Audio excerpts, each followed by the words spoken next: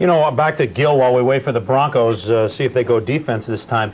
A fullback, not a bad move, really, for Seattle. Warner coming back, they say he will be 100%. But Owen Gill, you know, Warner went down. They just really didn't have anyone at a fullback-type position. They've got some other guys that can carry the football, Hughes, etc. But this is not unexpected to see Seattle go that way. Knox told me that he was looking for a pass rusher, which is why, obviously, he drafted a fullback. Well, he needs depth at that position. You know, Kurt Warner, you mentioned.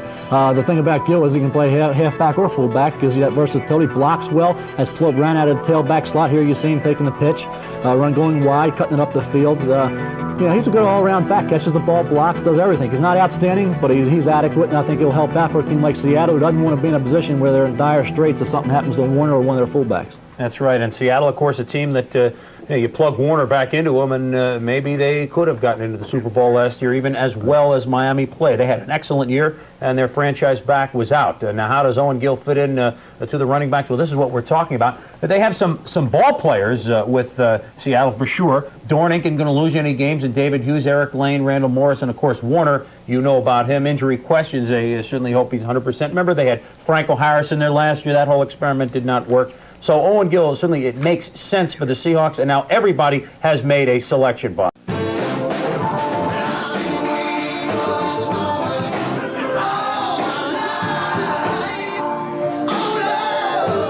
Number 34, Owen Gill, has been waiting for this moment.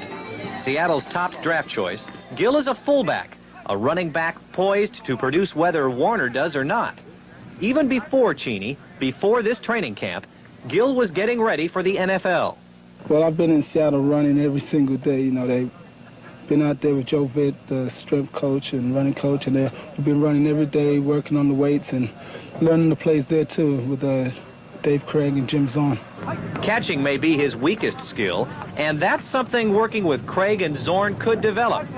Another product of the hard work is weight loss.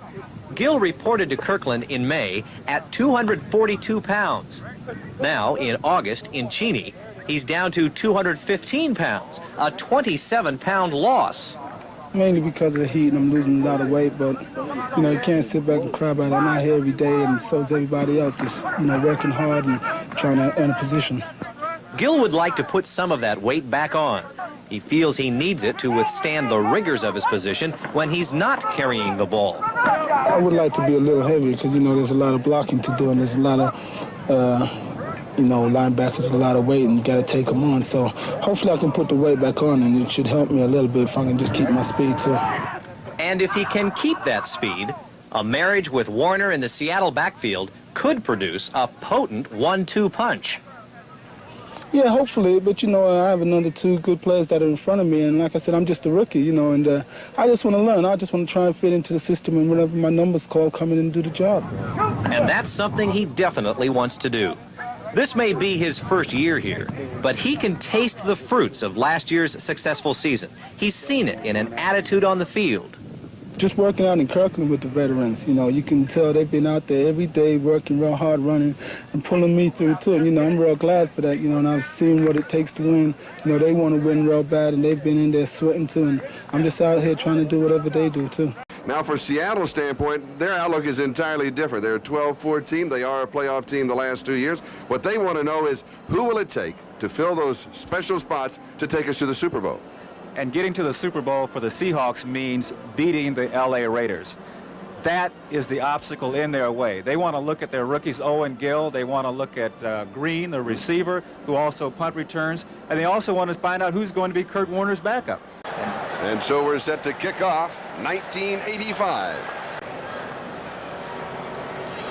And here's Owen Gill. And Gill will pick up the first down. He goes to the 37-yard line. And Brad White, the nose tackle, is the man who stops him. 1st and 10. And off inside to Owen Gill. And Gill moves to the 44-yard line, so he picks up 7, 2nd down and 3. And let's take a look at the rookie from Iowa. They know that Owen Gill can run the football. He did that very well in college. But they want to find out, as we see him come through on this trap play, what they need to find out from Owen Gill is, can he block? Can he block in the NFL? And that's going to have a lot to do with whether he plays once the regular season starts. The ball at the Colts 49-yard line.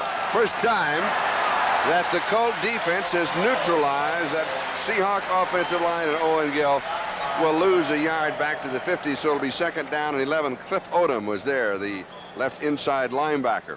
And one of the things that Seattle started with here, and they'll start almost every game that you will see them, as you take a look at the defense neutralizing that offensive line of Seattle, and that is coming out with a ball control offense until they get into the Colts side of the field.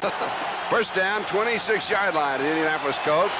We're 4.5 minutes into the game. Randall Morris is in trouble. He'll lose a couple of yards, maybe 3, back to the 29. In the first quarter, as we look at the draft picks, first of the Seahawks with Owen Gill, Danny Green, Tony Davis. Those 3, really counting on those 3. From 4 down in reality, then you're lucky if, it's a break. But those are the first 3 that you see on the screen. I mean, those are the ones you're counting on. Right.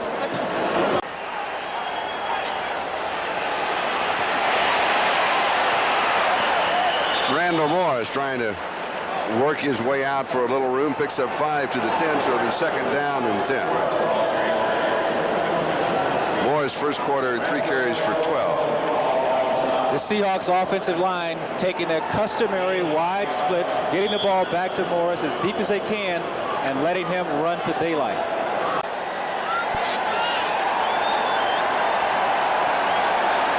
Owen Gill does not get outside. Now, that is a key because Seattle needs, and they need to have the speed to get outside, and Gene will tell us why. You hit the nail right on the head, because last year when Kurt Warner went down, the opposition said, okay, we're going to close up the middle on you and force you to run outside because we don't think you have anybody fast enough to turn the corner. But Kurt Warner, they can't do that. We talked about the splits that Seattle uses. They like to split people out and let the runner run to daylight. Now they need someone other than Kurt Warner to be able to turn the corner on the outside.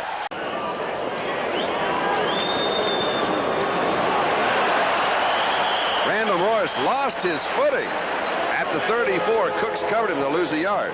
What happened?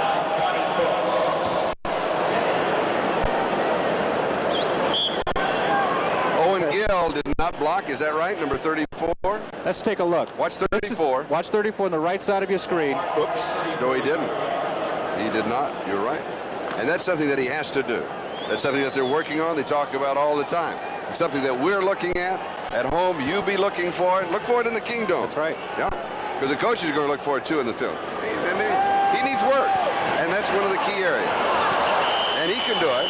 Danny Green, too high. Huskies all-time leading receiver. Here's the draw. Oh, nifty. Owen Gill.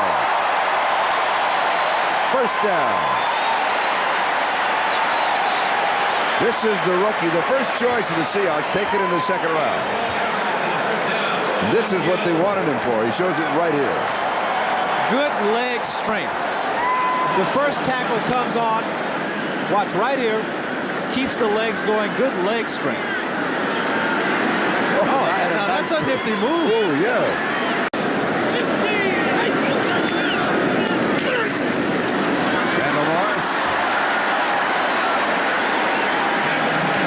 Terry Taylor, we believe, got a piece of it. Here's Owen Gill. Gill has the first down, picks up 10 yards. It's almost to the 40. Roosevelt Barnes with the tackle. First down. Jordan has pressure. Scrambles, throws. Good catch by Owen Gill. The pass was behind him. He reached back on the hip, picks up 8 yards. It'll be 2nd down and a couple. Charlie, that's a play that they've worked a lot in training camp, because if there's a weak spot in Owen Gill, really, it is his catching ability. They've spent a lot of time working on catching the ball, something he didn't do that much in college, and perhaps that work has paid off. Well, he's a secondary receiver, and Jim Zorn, he gets out there and he has a fairly easy toss. But when you look at Gill on this reception, he did it easily. So obviously he's feeling more confident catching the ball. 2nd down and 2. Scansey and Green are the wide receivers. Green coming in motion. Here's Gill. First down. Owen Gill, the rookie from Iowa. He picks up 6 yards and a first down at the Detroit 46-yard line. June James makes the tackle. Charlie, you know, with the running back, generally most good running backs get better the more they handle the ball. You know, you remember how O.J. used to get better the more times he had the football? Owen Gill, I think, is that type of player. He needs to carry the ball to get better. Second down and 2. Owen Gill needed 2 for the first down, and they're going to mark it right at the first down marker. 57,751 in-house tonight. Owen Gill was kind of disappointed with his performance last week. At least that's what he said in Cheney. He didn't feel he really got off running as he can, and apparently maybe he's working out some of those quirks now. You know, getting a little bit better at it, at least in the professional sense. Did he say anything about his blocking? You know, we're not very critical, but a couple of times he had a replay and he missed the block. Between when he reported to camp in May to Kirkland and now, he has lost 29 pounds, and he says he needs that to help block these big linebackers. He hasn't gained all that weight back yet. There's been only one pass in this drive by the Seahawks. They stay on the ground. Here's Morris.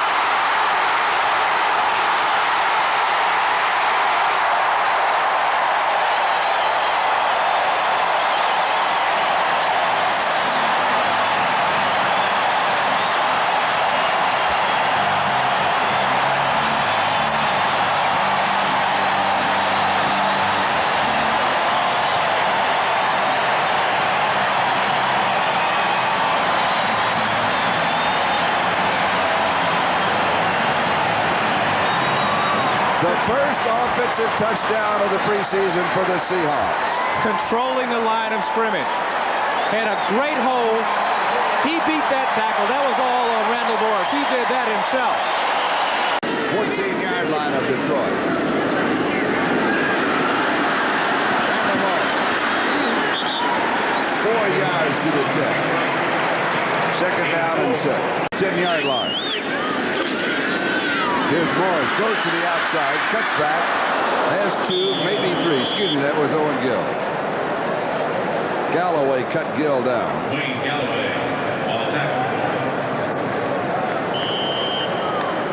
Number 34, Owen Gill. Let's take a look from the end zone, trying to get to the outside, but Detroit does a good job. They turn him back in. But I think he has to be a lot happier with his running performance in this ball game. And again, we talk about that confidence factor, and it means so much for the young players just for them to say, hey, I can... Just like tinfoil. They're not quite into that range yet. You'll see in a minute, though. And here is Owen Gill, the rookie from Iowa, taken in the second round of the draft as he opens the second half.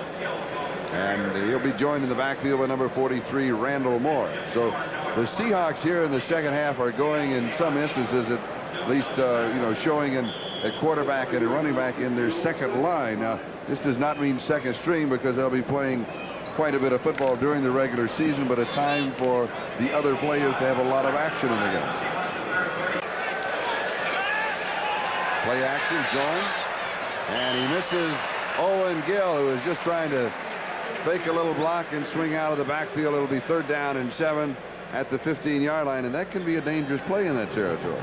Owen Gill, as he gets in more situations like that, what he should have done, he has to have that mental clock in his mind. He should have turned a little sooner. Okay, he fakes it. Now, as soon as he clear, look for the ball. Look for the ball. First down at the 29-yard line of the Vikings. 5:29 left to go, 3rd quarter. And here's Randall Morris. And Morris breaks it to the 9-yard line, 20 yards. It'll be first down and goal to go and a flag drop. If it didn't, they should have. They should have called a personal foul. It was 50. Is that McNeil? 56, Chris Dolman. They should have called a foul on him. Unnecessary roughness. Well, when you give me that sign, you were throwing your arm at that. I thought you'd thrown the flag. I was upset. Well, you threw the flag. I was. Here Watch this. Randall Morris goes down. Right there. Okay, he's down. Plays dead. Now watch this.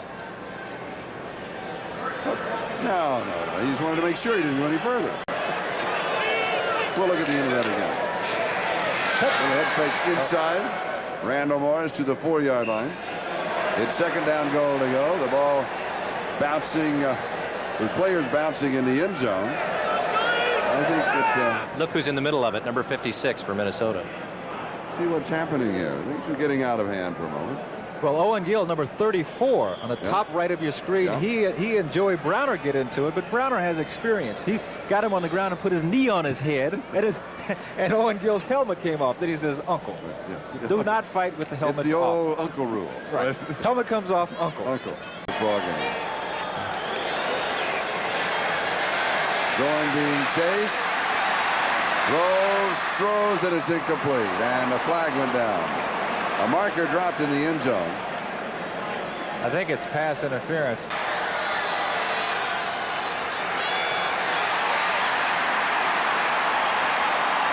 The defense is there. Woo!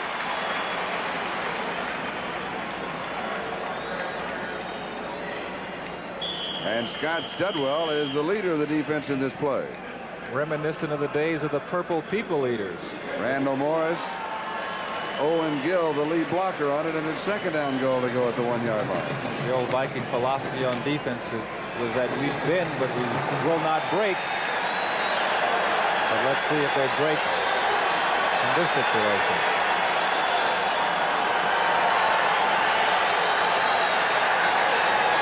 Morris again, and he's got it, and just barely. Now all the ball has to do is to break the plane of the goal line. John Swain said that he did not, but it just have to break the plane of the goal line. Smart running by Randall Morris, because when he got near the goal line, there wasn't anyone around him to knock the ball away, so he just reached out and put the ball over the stripe. There he is. Watch this. Right Stick there, the ball over. down. That's it. That's all he has to do. All you have to do. Maybe an audible. Maybe they're going up. Zorn swings it out to Owen Gill. Scott Studwell was there for the defense. I think Jim Zorn audibled that play. In other words, changed it at the line of scrimmage. He saw a certain coverage or defensive alignment that he didn't like, wanted to go deep, and sort of had the little dump off to Owen Gill. Picks up a few yards, about 5 or 6. Gain of 6 would be second down and 4.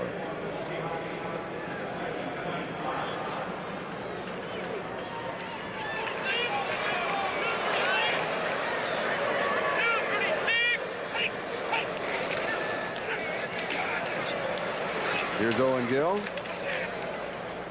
Gill moves to the 20-yard line, picks up 6, and it should be the first down. Tim Meamber makes the tackle on the play. Charlie, we talked before about players who need to handle the ball in order to perform well, and I get the sense that that's the type of player Owen Gill is, as we watch him on this little stutter step move counterplay. I think the more he carries the ball, the better he runs. Now, the problem is with the Seahawks, when the season starts, they're going to need David Hughes in that position to block, because he is the best blocker on the team. So you'll go with Warner and probably David Hughes, and Owen Gill will be a spot player, I think. And of course, Hughes did not make the trip. He's at home watching. A touch of the flu. And here's Owen Gill. A fumble at the bottom of the stack. The Vikings say they have it. The officials say the Seahawks have it. And the officials are going to win, and it'll be second down and 5 at the 15. Isaiah Holt, the number 2 draft choice from Alcorn State, made the tackle. We talked about David Hughes out with the flu. Found out at halftime that Dan Dornick had the flu, and even though he had the flu, he played the first half and said it really took a lot out of him. I talked to him as he was coming out to begin the second half. So if Dornick had sat out, that would have left Gill pretty much by himself back there. And the report on Fred Young, and I'll give it to you right after this play. Second down and 6, they say. It's at the 16-yard line. Here's Owen Gill. And the defense just strings him out, takes him out of bounds at about the 13, maybe the 12-yard line. So it'll be third down and still a couple to go for the first down in this third preseason game. Here's the pitch to Owen Gill. And a flag is dropped on the play. That will stop the clock. Ted Rostnego, the rookie from Portland State, making the tackle for the Minnesota Vikings. And it will be holding against the Seattle Seahawks. First down and 20. Owen Gill. to the 50-yard line. So it'll be 2nd down and 15. And now the clock will just start to run. Seattle has really shown that they are a championship team, and when they needed to apply the pressure, they did it. And I think they all should feel very good about this outing. And playing more like a championship team, like a regular season game, as Owen Gill goes to the 40-yard line, and that should be the last play of the game, as now we'll simply take the countdown. 45 times I played against those red and white uniforms, and 30 of those regular season games, Dick.